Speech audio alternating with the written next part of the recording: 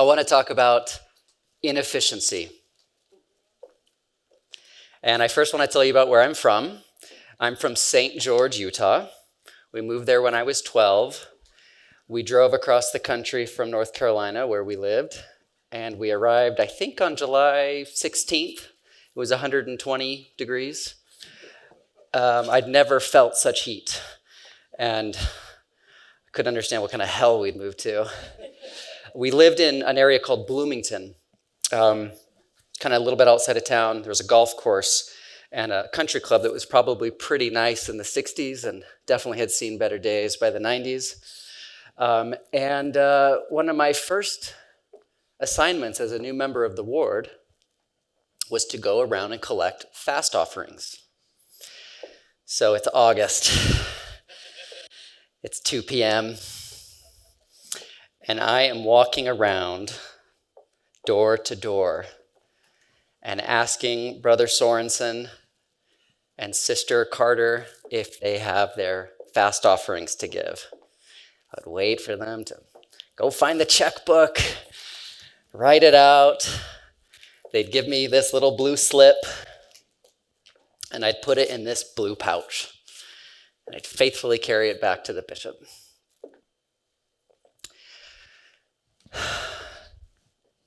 Then we made this whole process digital. And it made things easier about fast offerings. It's faster, it's more efficient, probably better record keeping, Teenagers not dropping the tithings and the fast offerings. Preserves privacy. You don't have that shame of having to fill it out or not.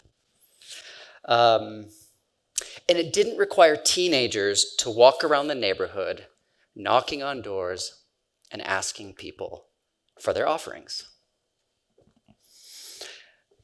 But it also made some things worse. It didn't require teenagers to walk around the neighborhood, knocking on doors and asking their ward members for offerings. It removed meaningful human interaction that bound us together in thick bonds of community. And it removed physical objects that, to me, made the world rich and textured and beautiful. That blue pouch, there was something kind of cool about it. Look at that. It was a real thing made of fake leather.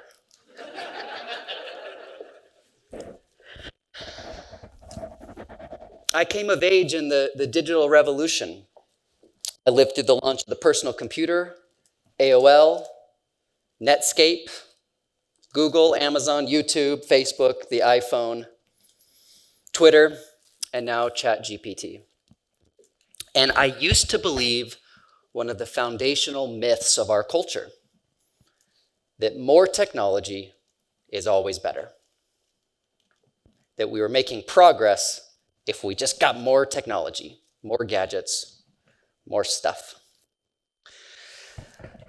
But the many challenges that we see that flow from our digital age, isolation and loneliness, rampant pornography and gambling, conspiracism, hate-rewarding algorithms, and cognitive, attentional, and spiritual atrophy have caused me to lose my faith in the myth of technological progress. New technology isn't merely additive, like building blocks that get higher and higher. It's more like a species in an ecosystem. A major component of a dynamic system of relations. Here's an example. This is a picture of kudzu, a species of vine. And in the early 19th century, kudzu was brought to America because it was a nice ornamental plant you could put on your porch. And eventually it became a useful plant for agriculture and feeding the crops, the livestock. By the 1950s, though, they started to realize just how fast it spread. And it would climb up all the trees and kind of take it over. But by then it was really too late. They couldn't stop it. the ecosystem had changed. The same principle happens when you introduce a new technology. It affects how the entire community relates and functions, sometimes very dramatically. Just think about how culture changes with the advent of major civilizational shaking technologies like the wheel, the printing press, the gun, the smartphone. Tech also has trade-offs. You can't just assume that tech is inherently good.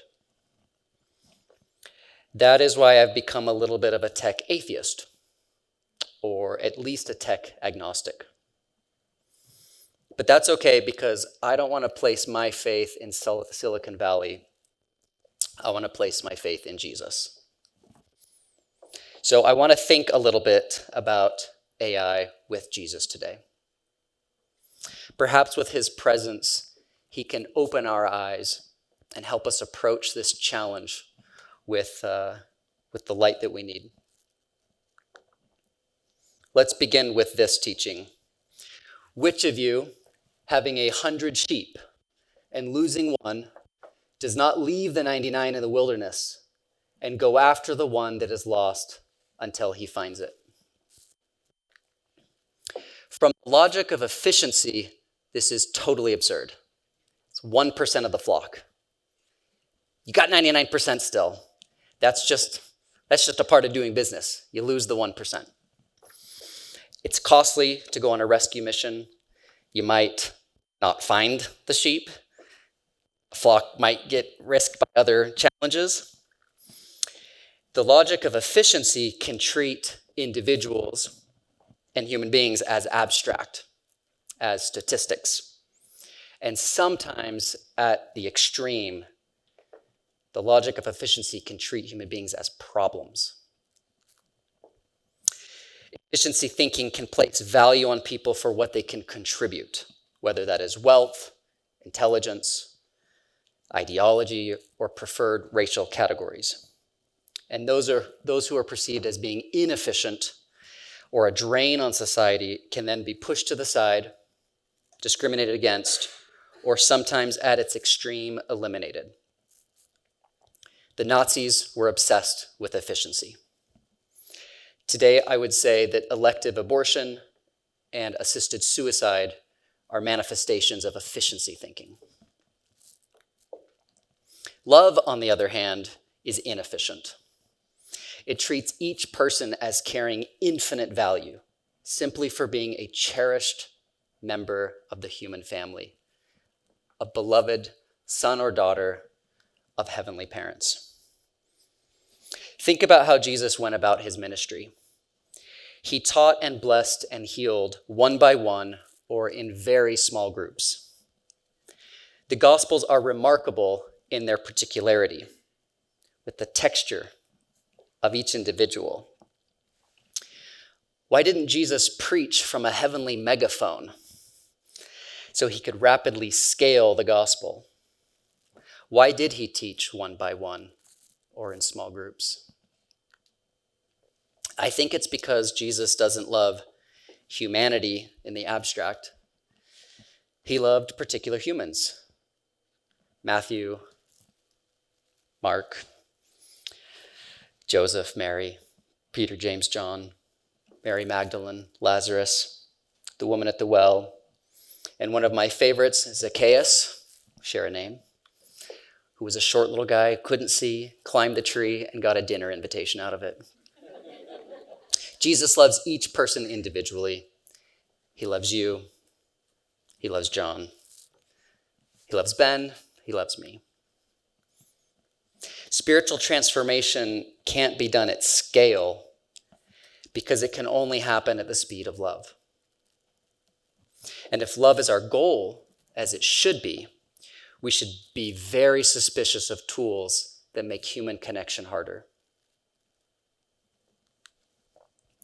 Let's look at another couple of verses. The Lord omnipotent, who reigneth, who was, and is from all eternity to all eternity, shall come down from heaven among the children of men, and shall dwell in a tabernacle of clay. For man is spirit, the elements are eternal, and spirit and element inseparably connected receive a fullness of joy.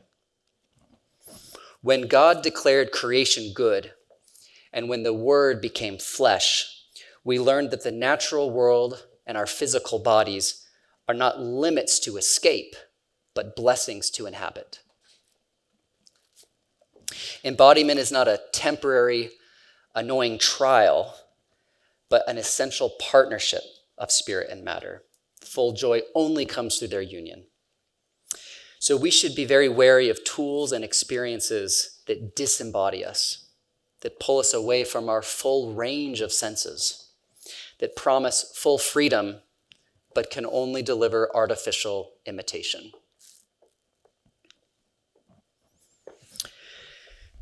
Jesus went to the Mount of Olives. At dawn, he appeared again in the temple courts, where all the people gathered around him, and he sat down to teach them. The teachers of the law and the Pharisees brought in a woman caught in adultery. They made her stand before the group and said to Jesus, "Teacher, this woman was caught in the act of adultery.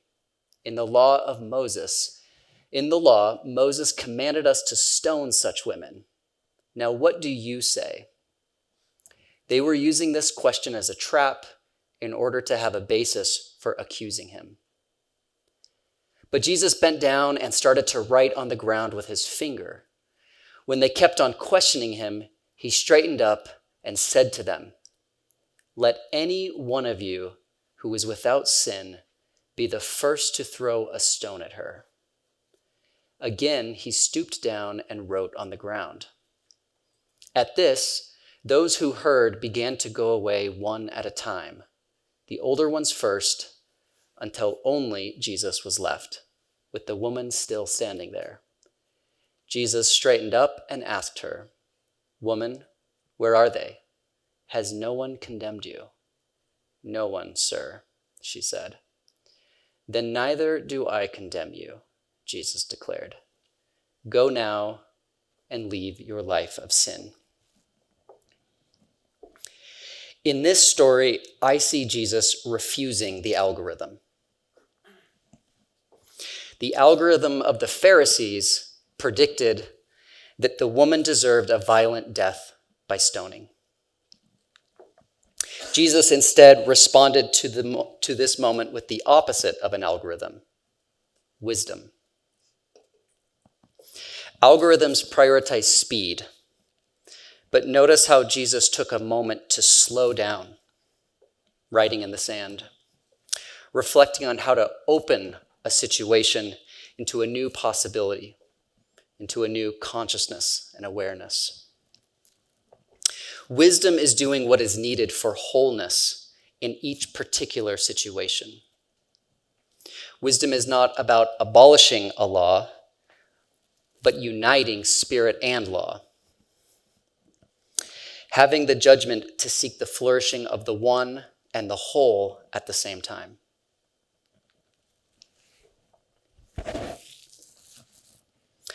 I love how when you read the scriptures, you really couldn't predict what Jesus was going to do in any particular situation. You know everyone around him was just totally bewildered all the time, right? It's like, what's he doing? Predictability is easier. Wisdom is harder, but worth striving for. And we can't cultivate wisdom in ourselves if we delegate our thinking, our spiritual wrestling, or our inner conscience to a machine. So I humbly suggest 3 rules of AI engagement. 1, never use AI as a replacement for human connection.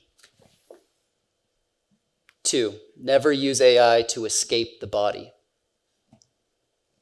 And 3, never use AI to replace an activity that would prevent you from developing wisdom.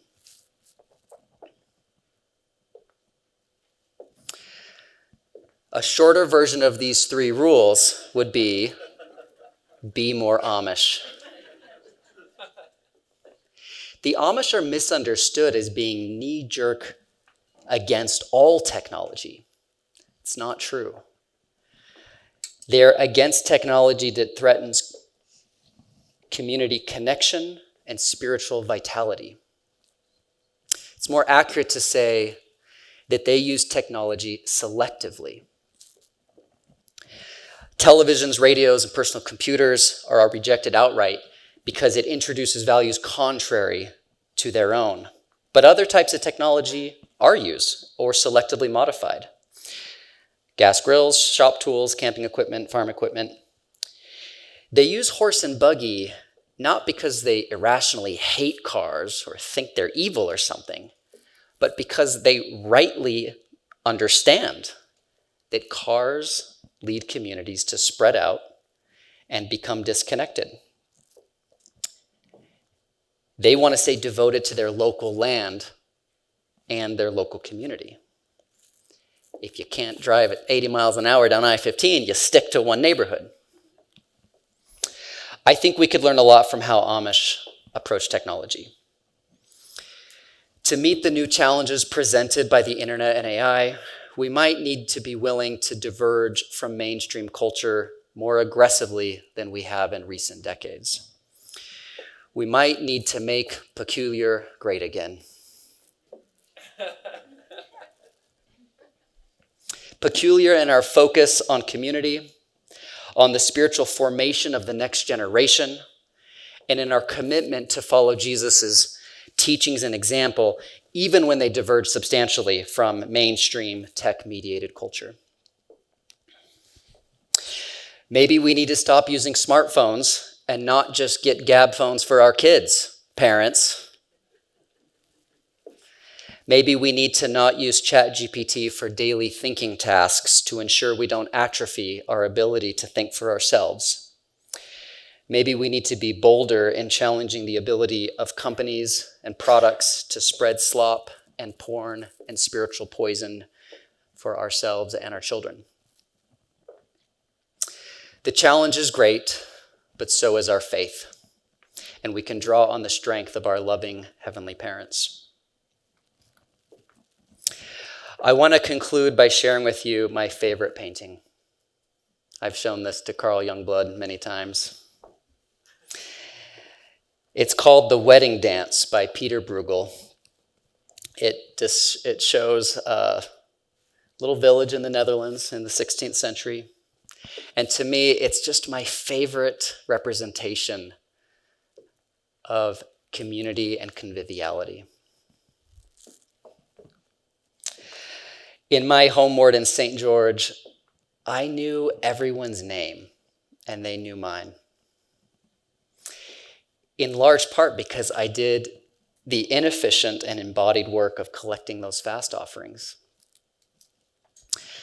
And my bishop, our scoutmaster, the Relief Society president, the ward chorister, the deacons quorum, second counselor, they too did the inefficient and embodied work of serving one another in love as we journey towards God. But that service, that love is what builds Zion.